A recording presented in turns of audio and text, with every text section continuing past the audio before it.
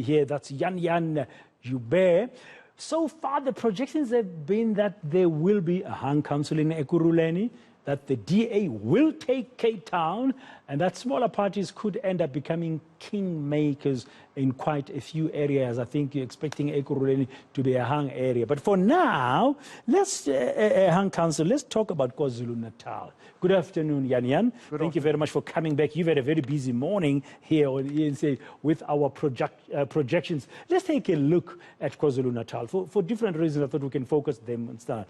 We had violence and political killings leading up to these recent polls there, and there was a lot of tension and volatility, and they bore the brunt of the July unrest and civil unrest and looting and violence. So currently, what are you observing? What's happening as the numbers are coming in, and what are you seeing before we even talk predictions for KwaZulu-Natal, because counting is a bit slower there than other areas? Yes, we are seeing two massive stories developing from KwaZulu-Natal. One concerns many municipalities, and one concerns one municipality. Let us start off with the one municipality. We are watching the Umgeni municipality around Howick, which might very well today become the first DA-governed municipality in KwaZulu-Natal. There are about 500,000 people in KwaZulu-Natal who vote DA. They have never won. They might just pull it through today in Howick, in the Umgeni municipality. So Howick, from what you are seeing now, you're still looking at the numbers, just to be clear? Yes, no, it's not a final. It's not a final. We're saying watch that town. Watch Howick, watch the Umgeni municipality. Possibly, let's underline that, it could become the first ever DA1 municipality in local government elections in KwaZulu-Natal. Yes, they didn't need a big swing. In Howick and in the Umgeni municipality, you do find quite a cluster of wards around Howick town, including the ward with the oldest average age in the whole of South Africa, an average age of 79 years. It's a massive number of old age homes and retirement villages around Howick, and that ward has always been solid DA, average age 79.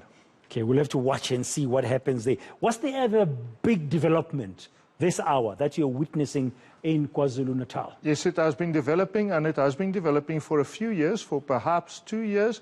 We saw the IFP resurrect itself to a large degree in 2019, also 2016 a little bit.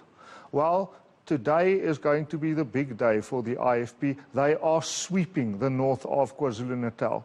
On IC maps, we see the IFP in red. So we're talking about a red wall going up north of the Tugela River. There are exceptions, Edumbe, Paul Petersburg, Newcastle, not so much IFP, but in the Zululand area, the King Cetshwayo area, and the far north, the Umkanyakudi area, the IFP, which was in decline for many years, is making a comeback.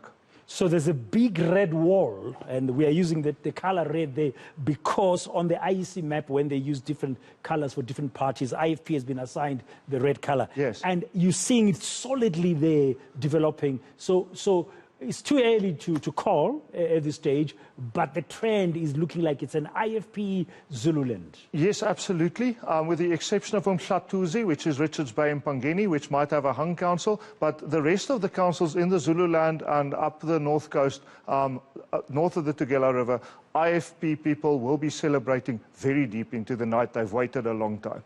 Jan-Jan Joubert, we'll talk to you again later on. There you have it, out of KwaZulu-Natal, in terms of our predictions here, with the elections analyst Jan-Jan Joubert and the team. Looks like the northern part of KwaZulu-Natal is a big red wall. It's going to go the IFP way, and possibly the DA could clinch its first ever municipality in KwaZulu-Natal. That's the Umgeni municipality, the areas around Howick and so on.